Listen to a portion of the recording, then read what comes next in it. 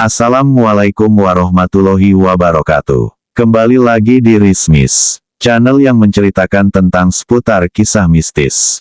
Dan sebelum masuk ke ceritanya, silahkan kalian subscribe, like, share, dan bunyikan tanda loncengnya, agar kalian tidak ketinggalan dengan cerita-cerita baru lainnya. Kali ini ada cerita yang berjudul, Awal Terbukanya Mata Batinku, dari coretannya Sang Petualang. Dan seperti apa kisahnya? Langsung saja kita masuk ke ceritanya.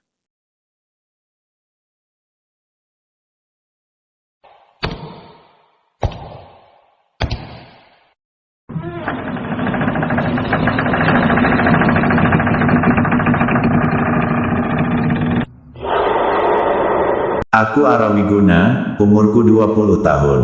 Awal kisah ini di tahun 2001, saat aku baru lulus sekolah menengah atas, tidak mau lama menganggur. 4 bulan dari lulus sekolah, aku melamar kerja ke sebuah pabrik, yang bergerak di bidang furnitur. Dan alhamdulillah, aku pun diterima di pabrik tersebut. Tidak terasa, 2 bulan sudah aku bekerja di pabrik itu. Sepulang dari kerja, sekitar pukul 5 sore, aku langsung ke belakang rumah, menyambangi merpati-merpati balapku di kandangnya, yang sudah hampir 3 bulan aku pelihara. Dari dulu, aku memang hobi memelihara merpati balap. Dan seperti biasa, aku selalu memanjakan mereka, dengan memberikannya mereka vitamin, agar nanti saat diikut sertakan lomba, mereka bisa terbang dengan cepat. Hampir setiap hari aktivitas itu aku kerjakan. Bahkan tidak hanya sore hari selepas pulang kerja saja aku rawat merpati-merpatiku itu, di malam hari pun, aku selalu menyambanginya, dengan mengelap-ngelap bulu sayapnya dengan air hangat, yang bertujuan supaya batang sayapnya mengeras. Pada suatu malam, saat aku bercengkrama dengan burung merpatiku, tepatnya pada pukul 1 dini hari, tiba-tiba, aku dikejutkan oleh cahaya panjang, yang melesat terbang dengan cepat, tepat di atas kepalaku. Aku kaget, sambil terus memandangi cahaya panjang itu, yang akhirnya cahaya itu mendarat di bawah sebuah pohon besar, yang batangnya tegak lurus ke atas. Aku tidak tahu apa nama pohonnya dalam bahasa Indonesia, sementara dalam bahasa Sunda disebut pohon cangkring, di mana batang pohonnya dipenuhi dengan duri-duri tajam. Lama aku mematung, sambil memandangi ke sebuah pohon, yang dimana cahaya tadi itu jatuh. Dengan penuh rasa penasaran, aku pun menghampiri cahaya itu, dan tanpa berpikir panjang, aku mulai memberanikan diri untuk melihatnya. Perlahan aku dekati pohon tersebut, di mana cahaya tadi itu jatuh. Namun setelah semakin dekat, cahaya tersebut mulai redup dan padam. Tidak ada yang aneh. Aku melihat ke sekeliling, tetap tidak menemukan benda apa yang sebenarnya tadi. Aku malah dikagetkan dengan suara heraman mirip harimau. Aku kaget, dan sontak membalikan badanku, meninggalkan tempat tersebut, dan berlari ke rumah dengan rasa takut. Karena malam sudah larut, aku pun beranjak tidur, dan tidak butuh waktu lama, mataku pun langsung terpejamkan. Dalam tidur aku bermimpi, didatangi oleh seorang kakek-kakek, yang memakai pakaian serba putih, dengan sorban di kepala. Nampak seperti pakaian para wali atau para kiai pemimpin pesantren. Beliau tersenyum dan menyalamiku. Assalamualaikum cucuku. Waalaikumsalam, kek, jawabku.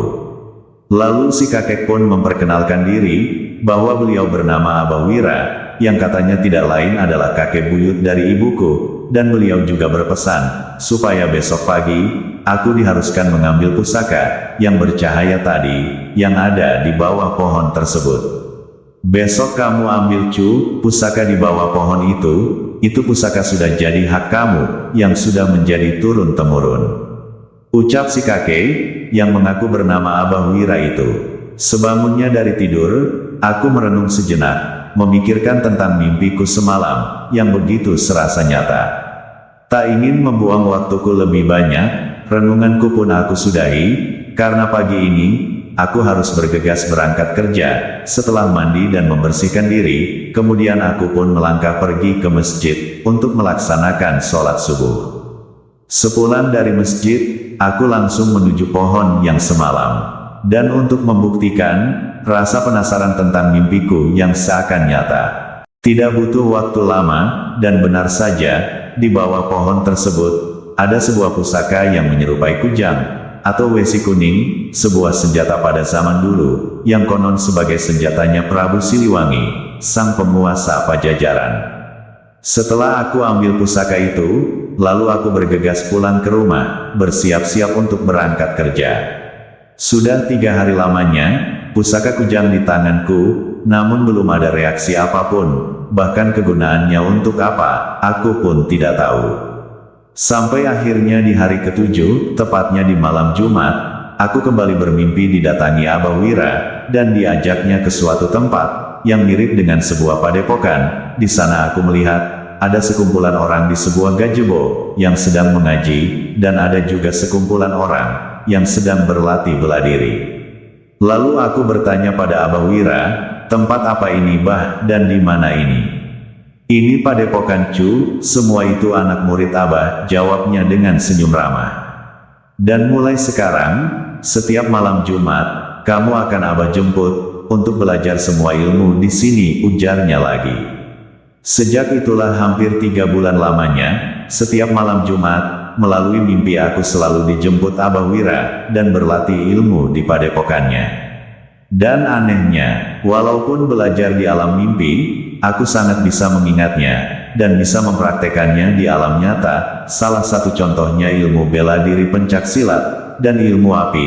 Setelah aku bacakan kalimahnya, atau mantranya di kedua telapak tanganku, aku melihat muncul api yang membara, namun sedikit pun aku tidak merasa kepanasan. Selain itu aku pun diajari ilmu raga sukma, di mana ilmu itu bisa mengeluarkan sukmaku dari raga, atau dari jasadku.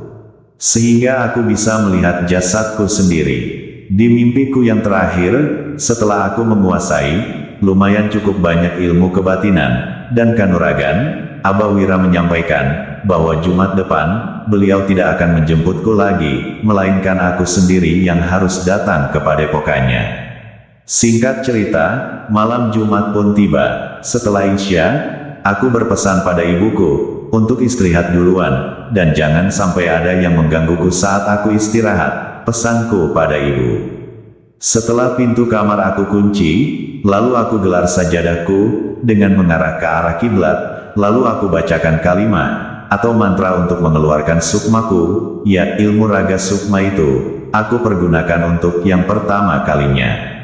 Setelah selesai membacanya, aku pun keluar dari ragaku, dan dengan membacakan mantra lain, seketika aku pun bisa menghilang, dan tidak butuh waktu lama, aku pun sudah ada di depan gapura padepokan Abah Wira.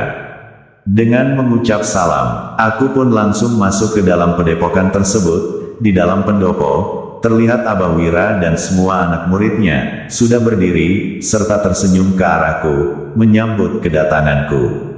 Ini pertama kalinya aku masuk ke dimensi lain, dengan sadar, tidak melalui mimpi lagi. Semua tidak berubah, tempat yang aku datangi saat ini, sama seperti tempat yang sering aku datangi dalam mimpi.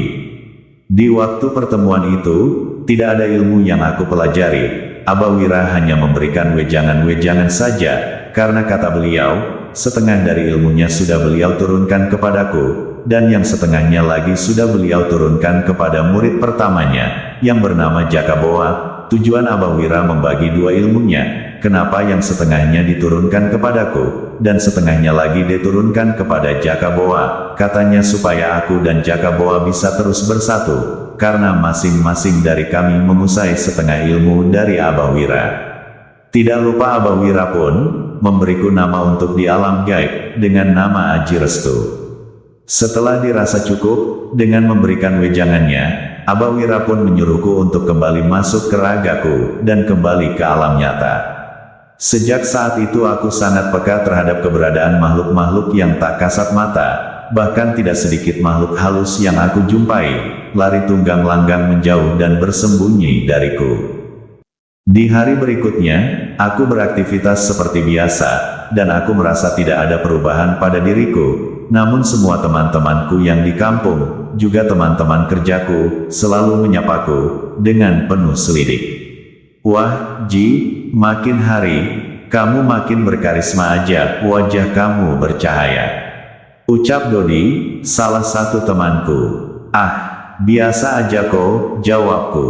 Bener Ji, malah, hampir satu pabrik, loh, ngomongin kamu, apalagi para cewek tuh, apa kamu gak ngerasa, kalau mereka pada tebar pesona sama kamu? Masa sih Dot, aku ngerasa biasa-biasa aja tuh.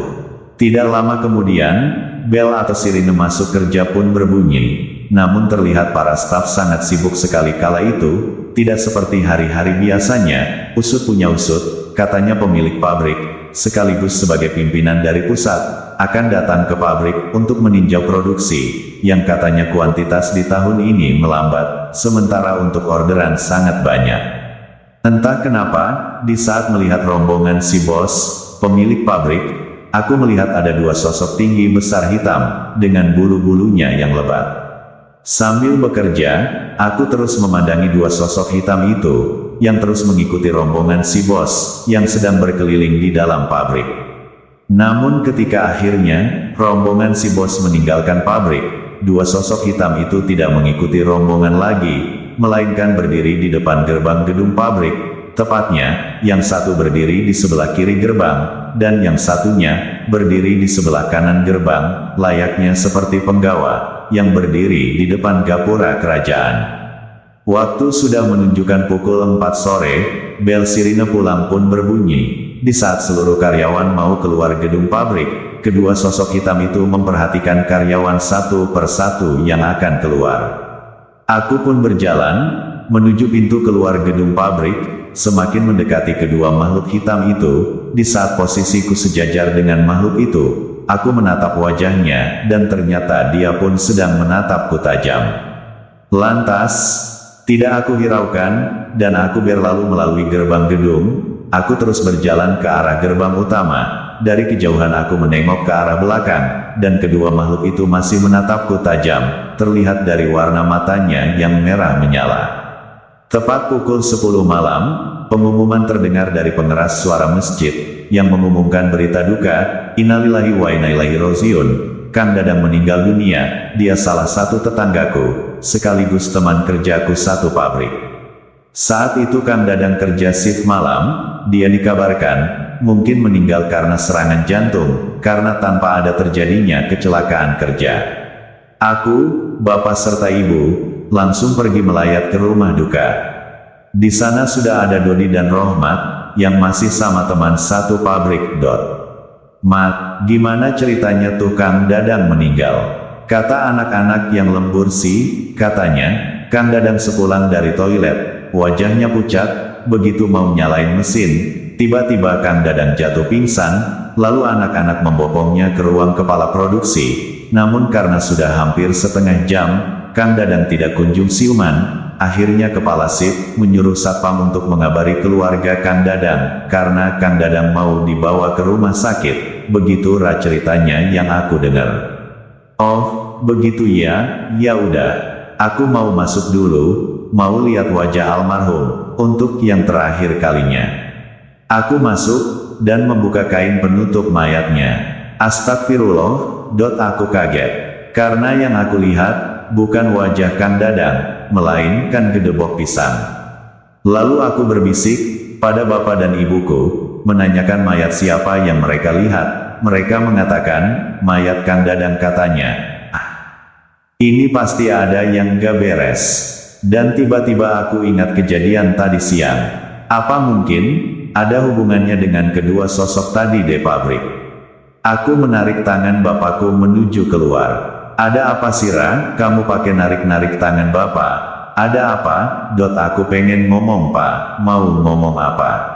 Pakai bisik-bisik segala lagi, pak, yang aku lihat tadi itu gedebok pisang, bukan mayat Kang Dadang.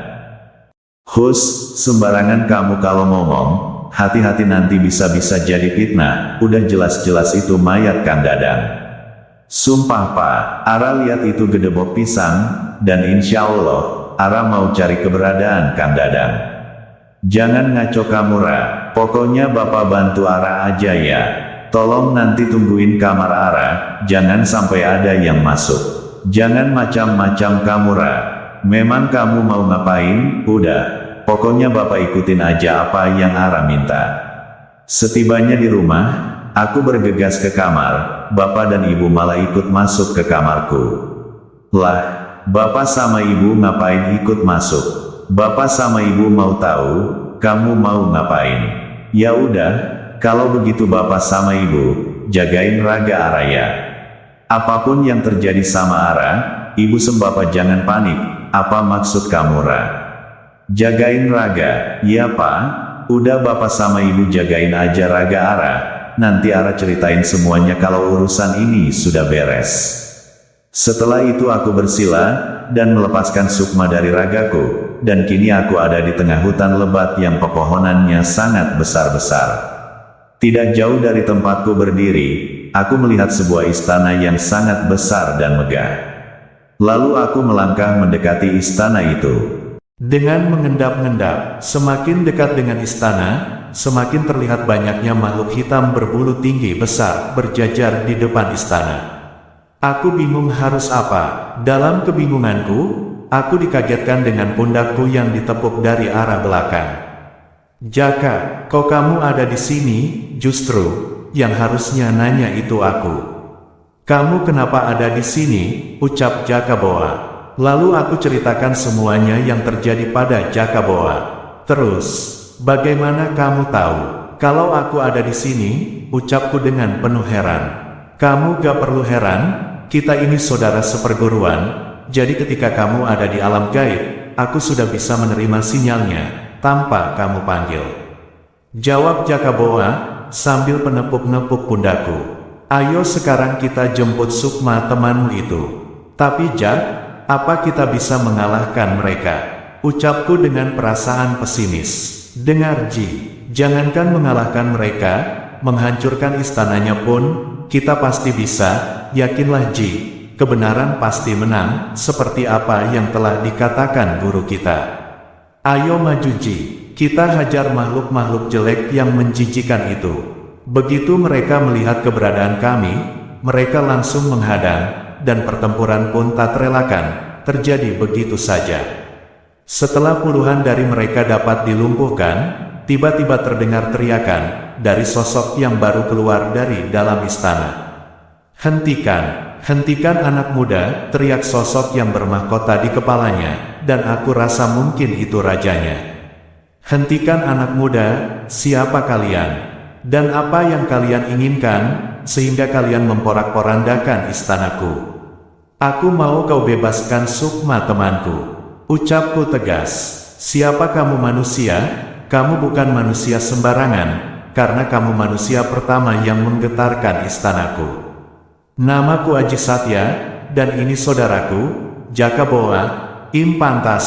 Dari tadi aku mencium darah Siliwangi, kalian pasti dari keturunan Siliwangi. Ucap makhluk itu lirih. Baiklah kalau begitu, aku akan bebaskan Sukma temanmu, silahkan kalian cari sendiri, karena hari ini, ada puluhan manusia, persembahan dari para sekutuku. Ucap si makhluk itu, sambil menunjuk ke arah sebuah ruangan. Di sana aku melihat banyak manusia yang dirantai tangan dan kakinya. Setelah berapa lama, akhirnya kami pun menemukan Kang Dadang, yang kelihatannya masih syok dalam ketakutan. Kang Dadang, akan tidak apa-apa, ucapku sambil menggoyang-goyangkan badannya. Ara, ini betul kamu Ra? Iya Kang, ini aku Ara, tolong Akang Ra, akan takut. Ucap Kang Dadang sambil terbata-bata. Tenang Kang, Akang gak perlu takut, sekarang juga kita pulang, ucapku menghibur. Jadi dia temanmu yang kau cari, ucap si makhluk itu, sambil melepaskan semua rantai yang membelenggu Kang Dadang. Ampun tolong Ra, makhluk itu akan menyiksa Akang. Tidak Kang, tenang, Akang jangan takut, kalau makhluk itu melukai Akang, saya akan bunuh semua makhluk itu. Ucapku sedikit sombong, agar Kang Dadang tidak takut lagi. Sekarang pergilah manusia, Sukma yang kamu cari sudah ditemukan. Ucap si raja makhluk hitam itu, baik aku akan pergi, tapi ingat. Aku pasti akan kembali, kalau kamu mengambil Sukma-Sukma karyawan di pabrik. Ucapku setengah mengancam, baik, tapi kamu tidak perlu lagi kemari. biar aku yang mengembalikan sukma yang kamu inginkan. Ambillah batu ini, untuk memanggil aku. Ucapnya lagi, sambil memberikan sebuah batu akik, yang berwarna hitam kehijauan. Baik kalau begitu kami pamit, ucapku singkat. Setelah keluar dari istana itu, aku berpamitan pada Jaka Boa. Jaka, aku pamit. Iya Ji, hati-hati. Aku yakin kita pasti bakal sering ketemu di alam ini. Iya Jak, aku rasa juga begitu. Aku pamit ya Jak, assalamualaikum. Sambil memejamkan mata, dan menekan pundak Kang Dadang, seketika itu, aku pun sudah ada di kamarku lagi. Setelah mengantarkan sukma Kang Dadang, aku pun masuk ke ragaku. Ra, kamu udah sadar? Ucap ibu setengah panik, kamu gak apa-apa Ra. Bapak lihat kamu terus berkeringat, dan mengeluarkan darah dari mulutmu. Alhamdulillah, Pak Bu, Kang Dadang sudah Ara bawa pulang, gimana ceritanya itu Ra? Ucap bapak dan ibu. Singkat cerita, aku menceritakan semuanya pada bapak dan ibu. Mulai dari aku bertemu sama kakek buyutku, sampai menyelamatkan Kang Dadang. Bapak dan ibu, manggut-manggut, tanda percaya. Dengan apa yang aku ceritakan, bersyukurlah nak pada Allah. Ucap bapak sambil mengelus kepalaku di pelukannya. Ya udah Pak, sekarang kita ke rumahnya Kang Dadang, ajak ibu. Belum juga sampai ke rumah Kang Dadang. Di jalan warga sudah dihebohkan dengan kabar, bahwa Kang Dadang hidup kembali. Sesampainya di rumah Kang Dadang, memang betul sekali, rumah Kang Dadang dipenuhi warga sampai ke halaman rumahnya. Terlihat Kang Dadang sudah duduk dengan mengenakan sarung dan baju kokohnya. Kang Dadang sedang bercerita tentang perjalanan gaibnya kepada Pak Ustadz dan para warga. Nah Pak Ustadz, ini nih, pahlawannya, yang sudah menyelamatkan saya. Ucap Kang Dadang sambil menunjuk ke arahku. Sampai di sini dulu ceritanya, dan nantikan juga cerita-cerita lainnya hanya di Rismis Channel.